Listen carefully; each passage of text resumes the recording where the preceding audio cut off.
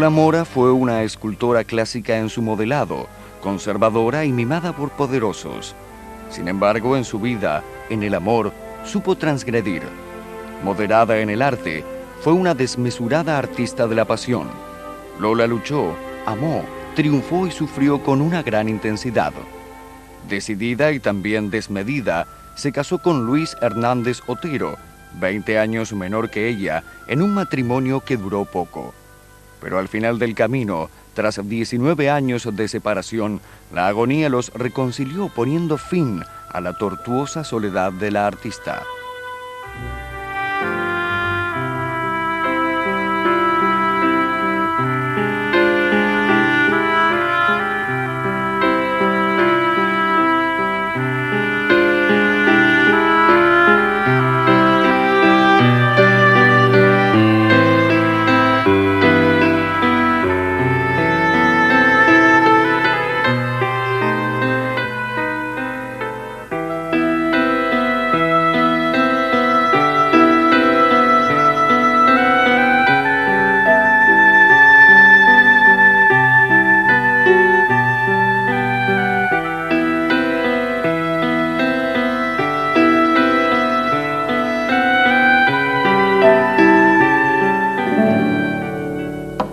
Dolores Mora Vega nació en 1867, con fecha incierta, en territorio de la provincia de Salta, y fue bautizada en la parroquia de San Joaquín de las Trancas de Tucumán, cuando los límites fronterizos eran aún de borrosa calidad.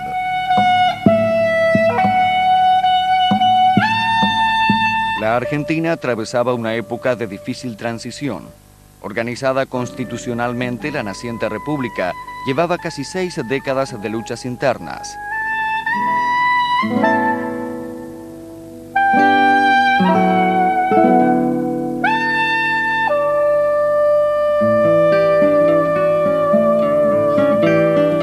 Se sucedían la guerra con el Paraguay, el asesinato de Urquiza y la llegada de los primeros inmigrantes atraídos por la política exterior que promovía la presidencia de Sarmiento.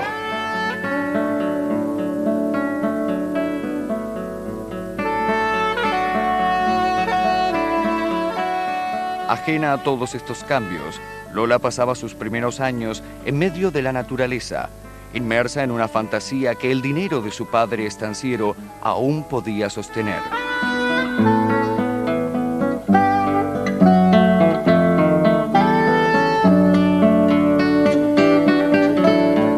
En 1873, con solo 6 años, Lola daba muestras del carácter que marcaría toda su vida, enfrentando a sus padres Romualdo Alejandro Mora y Regina Vega para contarles sobre su vocación. Voy a ser pintora. Los padres, que en un principio se habían reído de las pretensiones artísticas de la niña, comprobaban la firmeza de la decisión cuando recibían los informes con sus excelentes notas de dibujo. Desde 1874, Lola asistía junto a sus hermanas al Colegio Sarmiento y la familia residía ya en la ciudad de Tucumán. Habían decidido trasladar su residencia durante el periodo de clases. En recompensa por su empeño y dedicación, los primeros garabatos de Lola se fueron transformando, con el paso del tiempo, en trazos refinados y precisos que iban conformando una estética particular.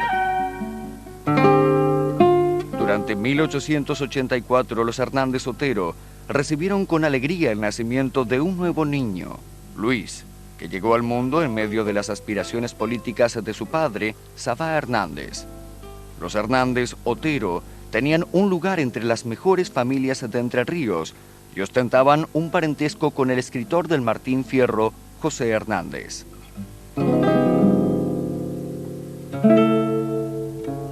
Los primeros años de vida de Lola, entre la estancia y la ciudad de Tucumán, se sucedieron tranquilamente, hasta que en 1885 una tragedia envolvió a la familia.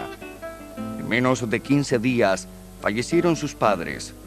Romualdo cayó enfermo víctima de una fuerte neumonía que su cuerpo no pudo resistir, y una semana más tarde un gran dolor afectaba el corazón de Regina, derrotando cualquier intento por salvarla.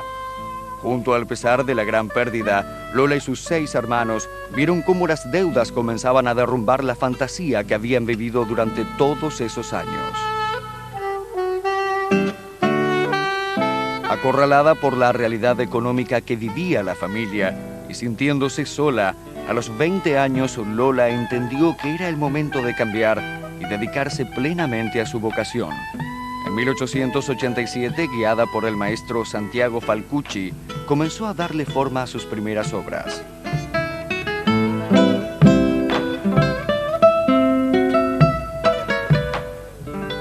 En 1894, Lola homenajeó al gobierno de su provincia, ofreciendo una galería de 20 retratos de gobernadores de Tucumán.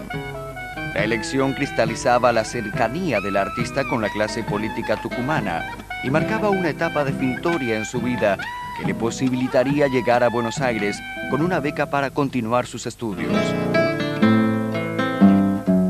En 1894, Saba Hernández gobernaba la provincia de Entre Ríos y Luis crecía muy cerca de su padre siguiendo, admirado, cada paso que daba en la política. Aunque Buenos Aires quedaba muy lejos aún, allí llegaría algún día Luis. Esa ciudad cambiaría su vida, le enseñaría mucho sobre él mismo y sobre el amor.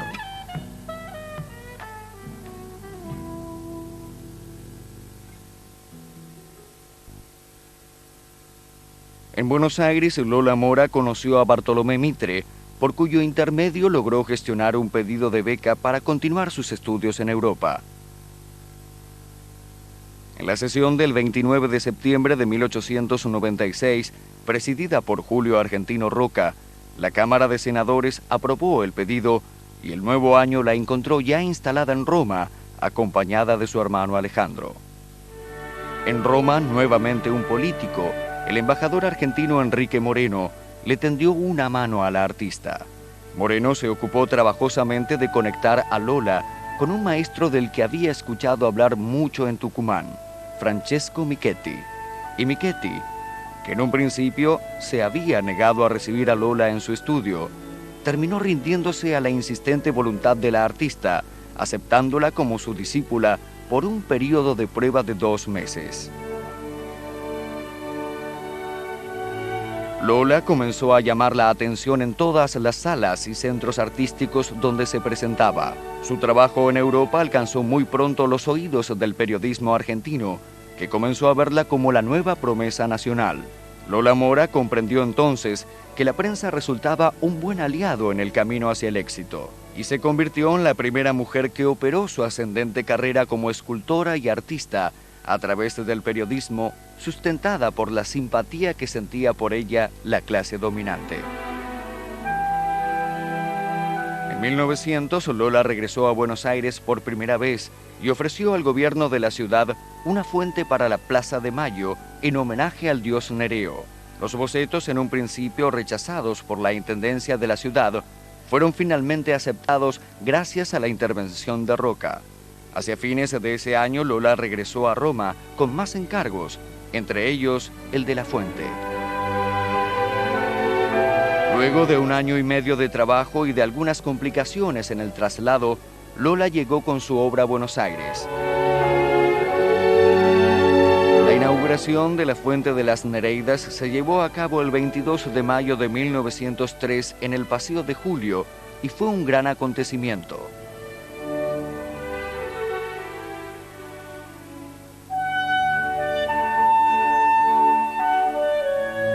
Julio de 1903, tras la inauguración, Lola regresó nuevamente a Roma. Había rechazado las obras de ornamentación del Teatro Colón, pero a su cargo estaba, según un decreto firmado por el mismo Roca, la confección de un grupo de alegorías que se emplazarían en las escalinatas del Congreso.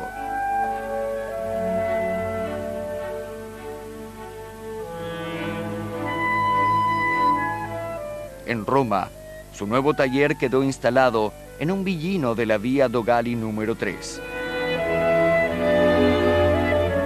En 1906, Lola regresó a la Argentina con la secreta promesa del expresidente Julio Argentino Roca de facilitarle 2 habitaciones en el edificio del Congreso para instalar su taller. Allí Lola podría poner fin a la construcción de los monumentos que ornamentarían las escalinatas del nuevo edificio del Congreso. Por esa época circulaban ya las versiones sobre un supuesto romance entre el político y la artista, que nunca llegaron a confirmarse.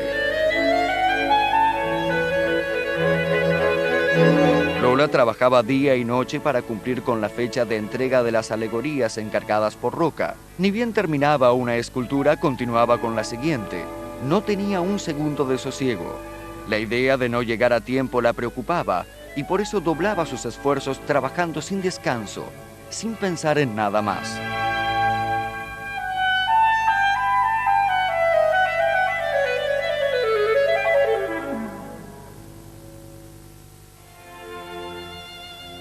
Desde 1904, Luis Hernández Otero caminaba los pasillos del nuevo edificio del Congreso.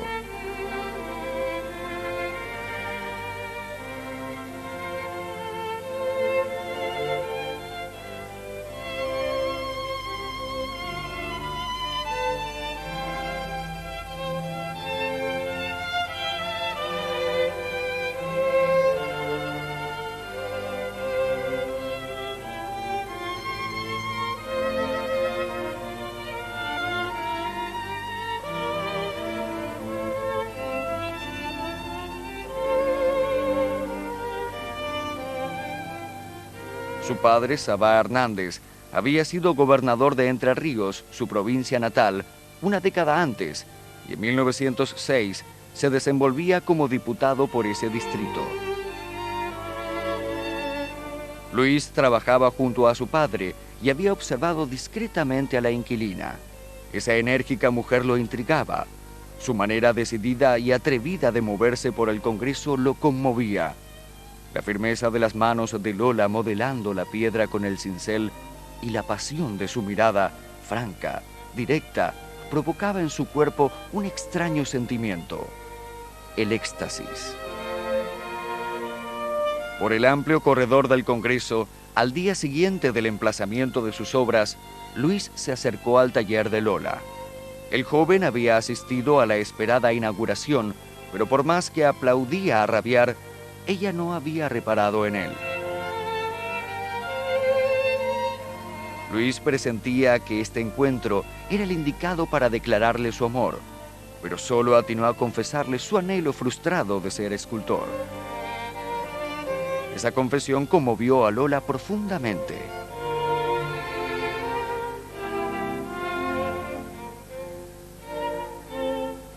Al poco tiempo, Luis Hernández Otero, el oscuro empleado del Congreso, se había transformado en su discípulo y su amante. A pesar de que Luis era aún muy joven y ella le llevaba 20 años, la pasión que compartían era la de un hombre y una mujer. Las dudas que la acechaban en las noches se disipaban al ver el rostro de Luis cada mañana.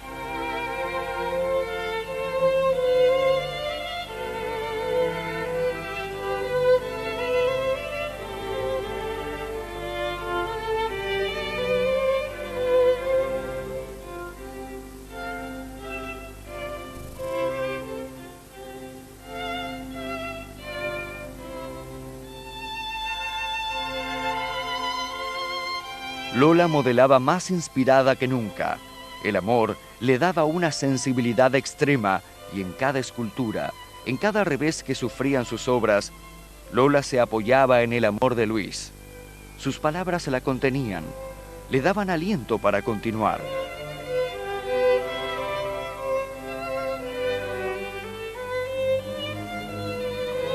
A los 42 años llegó la hora del matrimonio para Lola Mora. A pesar de sus denodados esfuerzos por ignorarlo, sentía el peso de la soledad. Sola en la lucha, en un mundo de hombres, la mujer finalmente se dejó querer. El 22 de junio de 1909 se casó con Luis Hernández Otero en una boda no anunciada.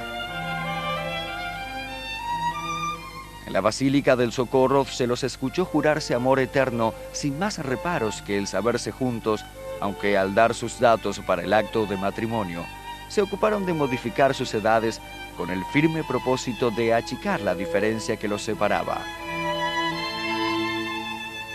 Al día siguiente, el 23 de junio, la flamante pareja se embarcó hacia Europa para instalarse en el villino que la escultora tenía en la Vía Dogali, donde alternaban entre la pasión y las visitas de renombre. Pasados los primeros días, Lola retomó en el taller su ritmo de trabajo. Permanecía encerrada jornadas enteras, mientras Luis, su marido, buscaba cuanto podía la ocasión para descubrir el poder de seducción que su carácter y su juventud le permitían.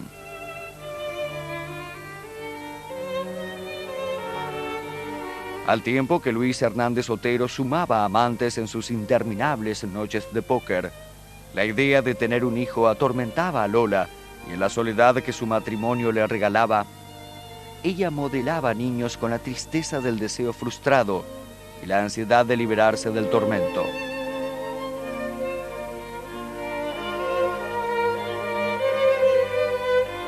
En 1911, el débil equilibrio de su vida matrimonial entraba en una pendiente cuya recuperación sería imposible.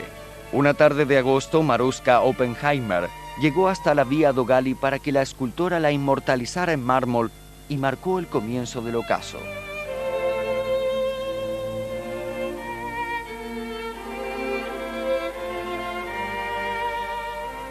Ante la perfecta voluptuosidad de Maruska, con el recelo de su madurez y su abandono, Lola temió lo inevitable. El encuentro entre Luis y la modelo la ensombreció, entregándola a la mayor de las tristezas. Lola odió su cuerpo ya envejecido. Mientras traducía la belleza de las formas al yeso, Lola vio crecer la herida que dejaba asomar su innegable madurez.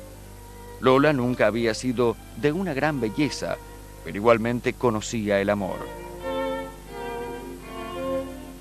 El atractivo de su armónica figura, menuda y decidida, había sido aumentado siempre por su capacidad como artista. Pero el amor que le había dado a Luis había sufrido un gran desengaño, y eso era imperdonable.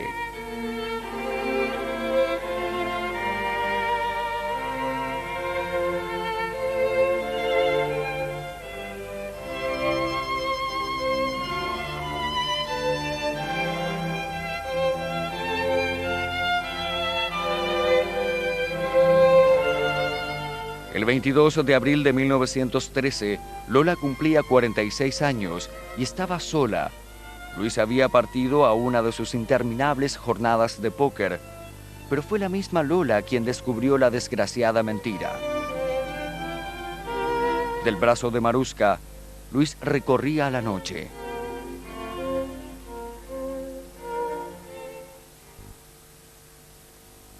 El país atravesaba una etapa de cambios y los intereses de la clase conservadora comenzaban a verse perjudicados con la política del presidente Roque Sáenz Peña, quien, desde su asunción en 1910, planteó la necesidad de una reforma política. Con la ley del sufragio universal sancionada en 1912, el radicalismo avanzaba en su ascenso hacia el poder y los conservadores comenzaban a perder sus privilegios. En ese contexto, la obra de Lola empezaba a declinar como objeto de interés de la prensa.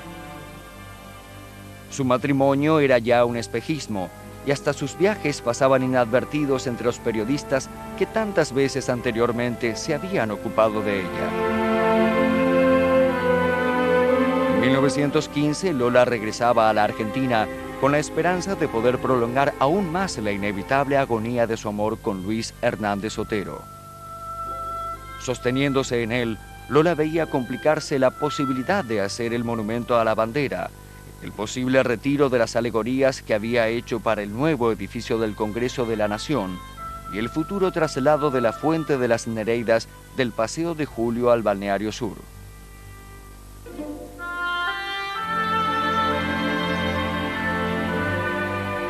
Dos años más tarde, en 1917, Lola y Luis se separaron. La fantasía del matrimonio Hernández Mora concluyó definitivamente. Lola comenzaba a darse cuenta que ya no podía contar con sus amigos que tanto la habían ayudado en el pasado. Algunos habían muerto, otros no tenían ya poder. Más que nunca la amistad con Lola Mora, la escultora de la era conservadora, resultaba inconveniente tanto en lo político como en lo social. Lola comprendió rápidamente que en Buenos Aires ya no había lugar para ella. Allí su nombre ya no significaba nada. La Gloria, que había sido gentil con ella hacía tiempo, la había abandonado y la escultora decidió dejar la ciudad. Su falta de trabajo, la ausencia de un marido o quizás la necesidad de ser reconocida nuevamente por la prensa la llevaron a encarar los más extraños y disímiles proyectos. Desde la construcción de un túnel para unir la Casa de Gobierno con la Costanera, la compra de un sistema para proyectar películas con luz solar o iluminación eléctrica, hasta emprender la búsqueda de aceites o lubricantes en las montañas salteñas, fueron algunas de las empresas que pretendieron mantener ocupada a Lola. En cada nueva aventura perdía gran parte del dinero ahorrado, pero mantenía la esperanza de poder revolucionar el campo de la arquitectura, el cine o la minería. Con la misma pasión de siempre intentaba convencer con su tenacidad a quien quisiera escucharla de los beneficios de su nueva vida. ¿Sabía usted que he dejado el arte, pero no la naturaleza? Asómbrese, me ocupo del petróleo aquí en las montañas de Salta. No me tome por una vieja chiflada, he estudiado el asunto seriamente. Y sí, no todo ha de ser poesía, aunque usted no sospecha la poesía que yo hallo en todo esto. Siento en mi laboratorio, entre mis aceites y minerales, la misma emoción que sentía en mi taller de escultora.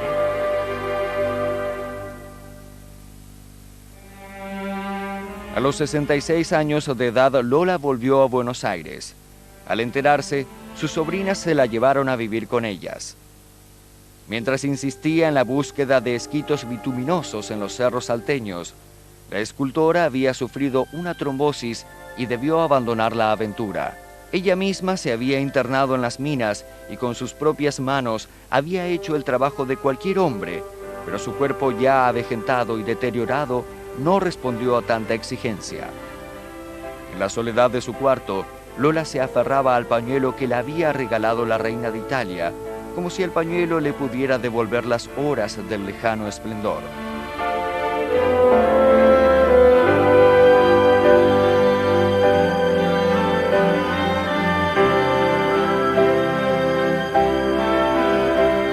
La mujer que había sabido vivir rodeada de hombres, que los había sabido sufrir y amar, agonizaba en soledad.